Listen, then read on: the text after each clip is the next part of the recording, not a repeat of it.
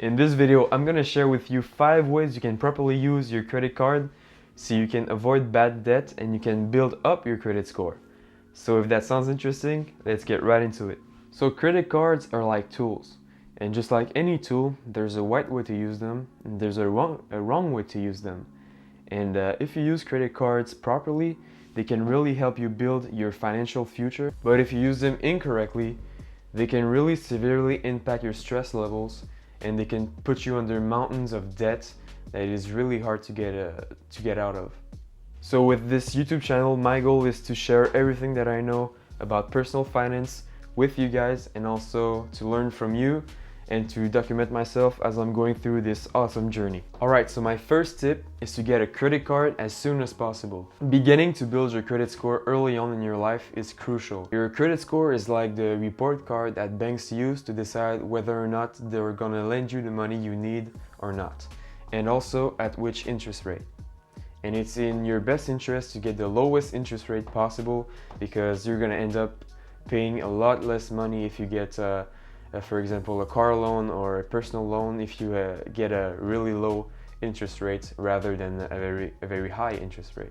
And the best possible interest rates are given to people with credit scores higher than 740. And those people have a really good credit score because they know how to use credit cards properly. And in this video, you're gonna learn the same. So in order for a bank to decide whether or not they're gonna lend you some money, they need to run your credit score.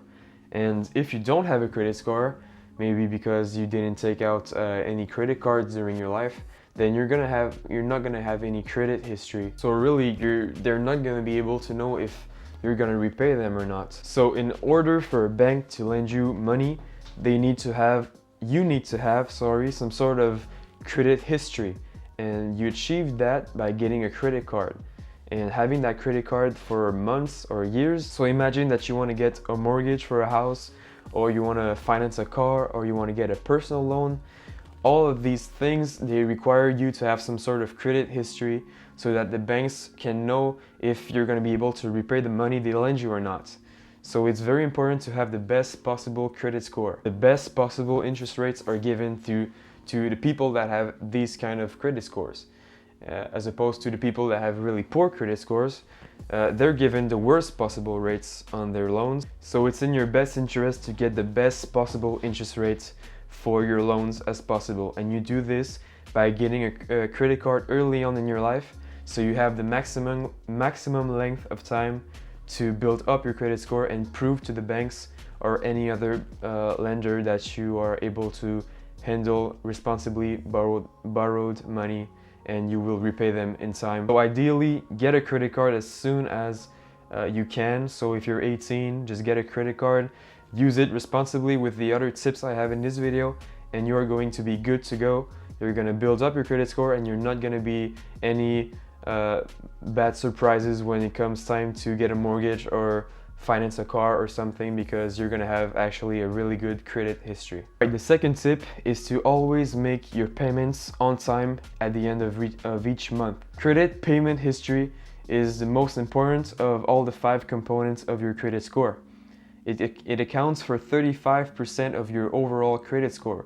So if you would only focus on one of the components, focus on this one. You need to make the full payments of your credit card balance every month. If you always keep making just the minimum payments every month and you carry a credit card balance, you are basically just wasting money at this point, because the interest rates on credit cards is stupidly high. Normally it's around 20% or so. So if you can imagine just paying 20% interest every single month on your balance, the amount of debt that you're gonna accrue in the long term is really exponential. And I'm sure we all know people in our personal lives that don't really know how to use credit cards, and unfortunately they are under mountains and mountains of debt because they were irresponsible with the way they use their credit cards, and now their lives is pretty much ruled by interest payments every month and the banks, and they're under mountains of stress also, which is not a good situation at all. So you want to spare yourself that situation. You want to always make the full payments every month before the due date, So that way you will never overpay for anything and you will not damage your credit score. To make sure you never forget to pay your balance every month, you can set up a reminder on your phone, you can put it on a sticky note, or you can even write it on your arm, whatever works for you. Just make sure you pay it in full. And I know sometimes it will be more difficult to pay it in full. Maybe you didn't budget your things properly. Maybe, you know, there was something that happened that wasn't planned. You know, it's called life. That's okay. Just make sure that in that case you make the minimum payments, or if you can, put a little bit more than the minimum payments. That way you will dramatically pay less interest than if you paid nothing, and you will not damage your credit score as badly as if you didn't pay at all. Third tip is to take advantage of the cashback and points. So most credit cards usually will have some sort of cashback system or point system, and all that is really just an incentive to use your credit cards to accumulate points and cashback. And that can really add up over time if you always use your credit cards responsibly and for everyday purchases.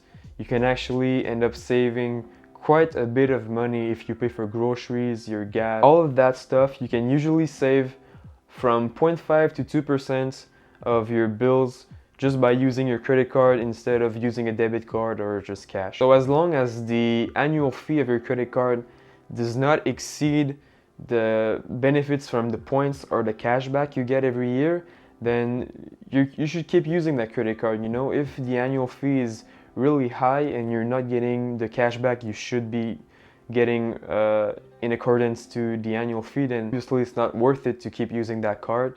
But if you're getting, let's say, $200 a year in cashback, but you're only paying $100 in annual fee, then obviously you're making $100 on your purchases every year, which is a good deal. You should keep using that credit card. So as long as you treat your credit card like it's cash in your pocket, you shouldn't have any problems with not paying your bill or, you know, spending for stuff you don't need. You should really just keep it at that, just a card that you can use for quick purchases. That's a lot more convenient than keeping cash in your pocket and maybe getting it stolen or losing it, or, you know, having a debit card which doesn't give you any cashback or points.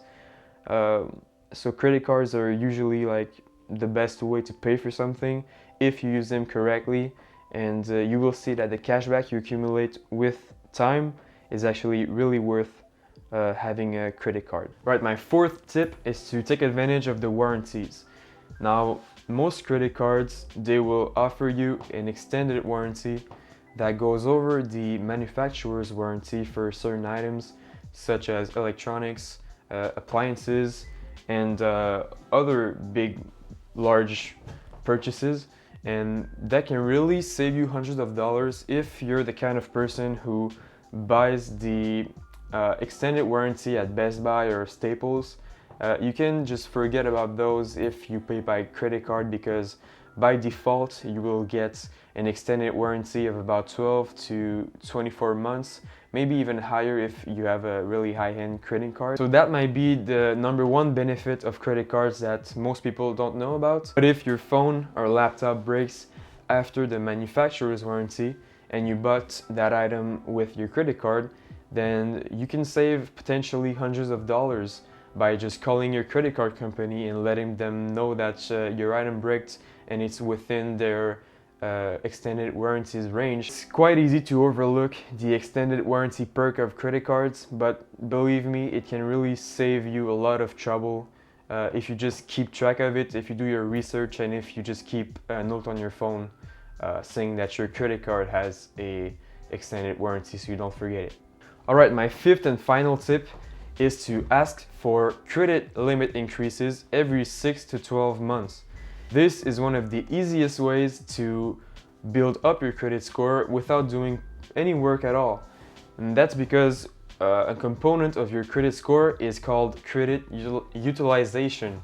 And credit utilization is basically just how much credit, I should say, you're utilizing. They should be able to give you an increase in your credit limit. In summary, guys, Get a credit card as soon as possible. Always make the full payments every month. Advantage of the points and cashback. Fifth is to take advantage of limit increases every 6 to 12 months. So that's it for this short video, guys.